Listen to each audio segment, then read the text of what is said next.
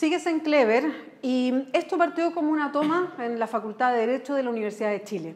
Alumnas de la Facultad de Derecho se tomaron esa repartición de la Universidad de Chile apuntando a casos de acoso sexual al interior de la universidad que habían demorado mucho en resolución, en conocerse resultados y además en protección para la víctima. Esto hoy día es distinto. Hoy día hay 18 entre facultades, universidades y algunos establecimientos educacionales que están tomados por alumnas que están reclamando por una educación no sexista y para poner más atención a la violencia que sufrimos las mujeres. Varias feministas nos han dicho, este es un momento histórico. Lo vamos a conversar con protagonistas y es por eso que estamos con Emilia Schneider. Ella es una de las voceras de la toma de la Facultad de Derecho de la Universidad de Chile. Ya le vamos a preguntar cuántos días lleva en toma durmiendo en la universidad.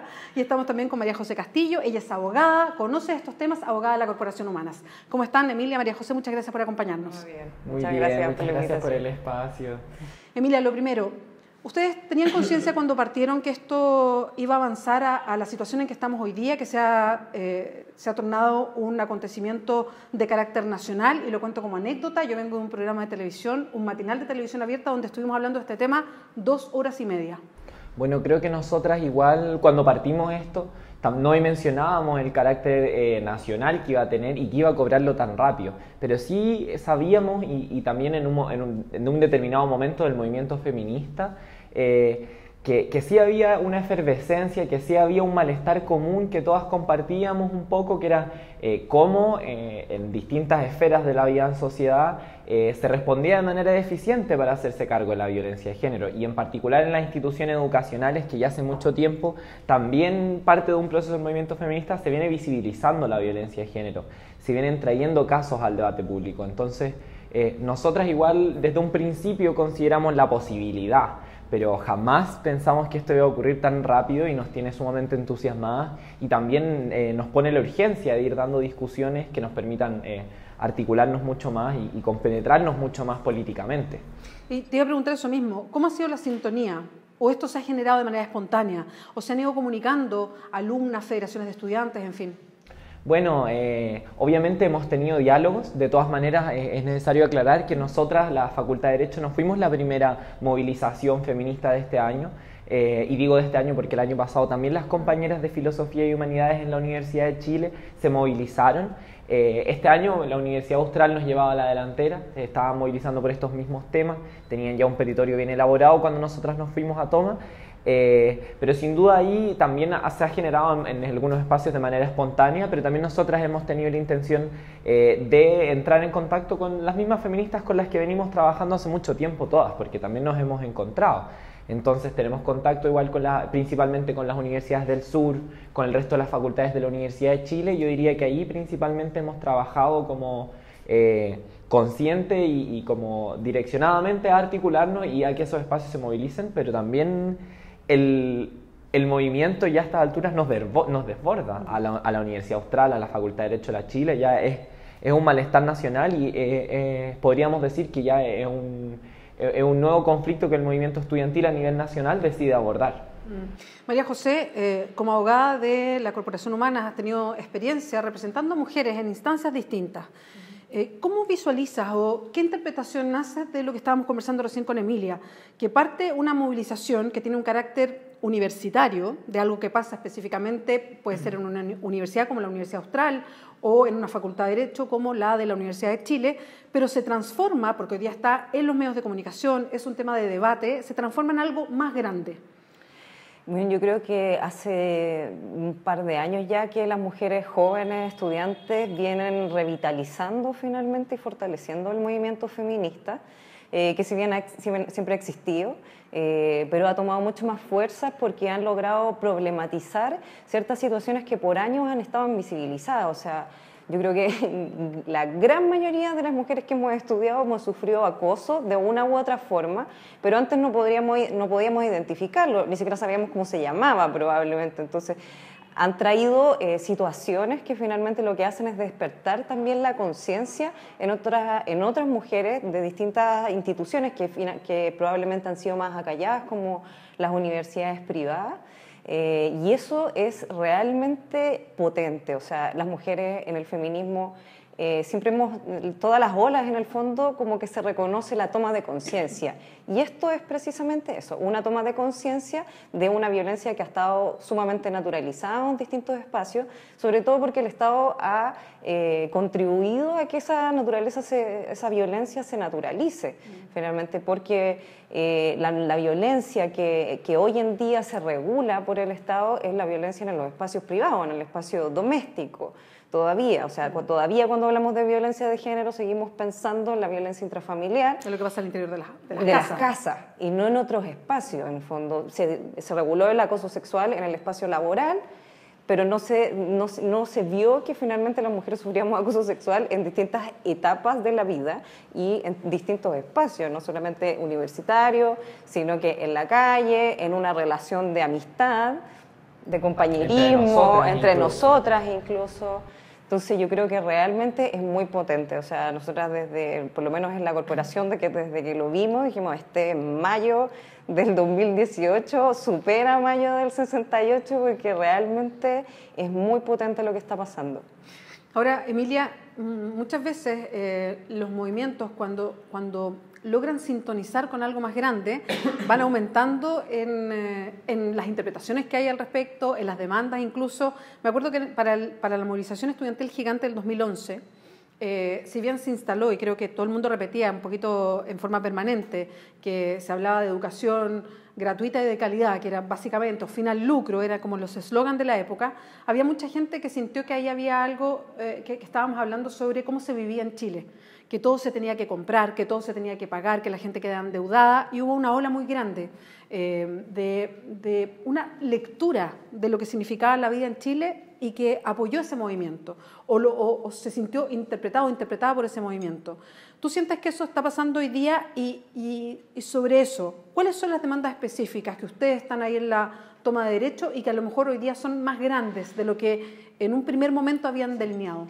Sobre lo primero, bueno, sí, yo también creo que estamos en un proceso de también hacer un quiebre con consensos culturales, consensos a nivel de sociedad, que nunca antes se habían cuestionado con este nivel de masividad. Yo creo que eso, como bien decías tú, es un momento histórico en el que empezamos, y nosotras lo dijimos en nuestra primera declaración desde la toma de derecho, interpelamos también a nuestras instituciones en tanto su rol público.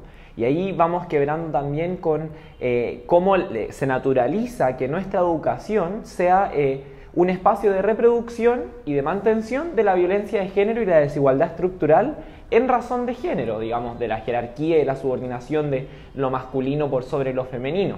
Ahora, pasando un poco más a las demandas concretas que tenemos, yo puedo hablar desde la toma de derecho porque aún estamos en un proceso de articulación a nivel Uchile, a nivel nacional. De hecho, hoy día tenemos Asamblea de Mujeres Uchile para empezar a tener petitorio común y sumar fuerza. Pero desde la toma de derechos se han relevado varias cosas como demandas principales. En un primer lugar, el hacerse cargo del fortalecimiento de los mecanismos de denuncias, de sanción. Lo que nosotras proponemos es la creación de una oficina centralizada que sustraiga la facultad de resolver estas cuestiones de las autoridades locales que han demostrado no ser las personas idóneas para hacerse cargo de ello, y además evidentes conflictos de interés. Y además también tres cosas más hemos relevado: la necesidad de abordar el acompañamiento de manera integral, no solo jurídica, sino también a nivel de atención, de asistencia social, de terapia psicológica, etc. Una visión bien compleja de lo que sería el acompañamiento.